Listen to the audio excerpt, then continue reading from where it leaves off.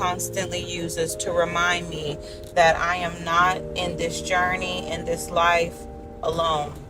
And these are 4 words that I would have needed to hear when I was growing up, as well as a teenager, when I was battling through promiscuity, abuse, perversion, identity, and all the complexities that come with the hormones of being a teenager, on top of the different levels of abuse that I had experienced and the internal trauma that I was carrying.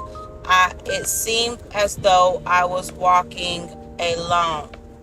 And for a lot of teenagers, it seems this way for them as well. And I know as parents, you may think that's not my child, or I know what my child is going through, or this could never happen to me. But I didn't grow up in a household that was neglectful. I didn't grow up in an environment where you would look at me from the outside and say these things are happening to her, and yet still these things were happening to me. And so even with my children, I am very intentional about knowing what is happening in their mind, in their world. And sometimes I may overindulge in that area, but it is better for me to know how life looks to them rather than imparting into them how the world was shaped to me.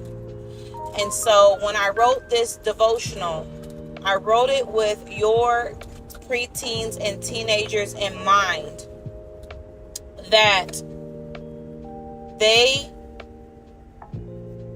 may feel like the world doesn't understand. They may feel like they cannot come to their parents. They may feel like they don't know how to talk to their peers. They may feel like, they don't fit in. They may not understand. But over the course of 10 days, this devotional is packed with insight, teaching, understanding, prayer points, and even gives them some activities to do to help them navigate this space and lay a foundation that will give them the comfortability to open up in areas that they may feel boxed in, or areas that they may feel inclusive, or areas that they may feel included in.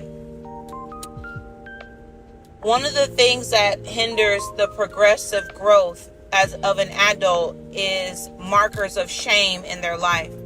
And these markers of shame and promiscuity and these different types of sexual abuses create pockets of fear, to where you feel like you can't make decisions or make movements or do things on your own because you're uncertain of what may lie behind the corner, or what may be waiting up ahead, or what may be hiding in the dark.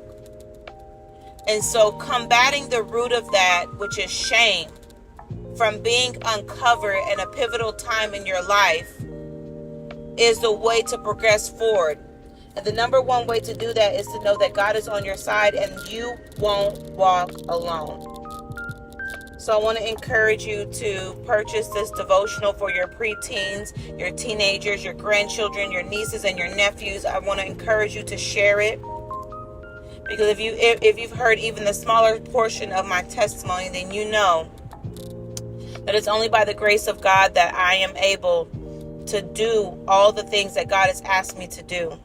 And I'm very intentional about my mind, about my healing, about being integral, about being truthful, about being righteous, about parenting, and about upholding a standard of care for myself, but also a standard of care for legacy, which is what I'm leaving behind for those that come from me. And by what, I do not just mean tangible things, but I mean what I'm leaving behind spiritually, what I'm leaving behind emotionally, and those imprints and markers that will carry them through their life as well.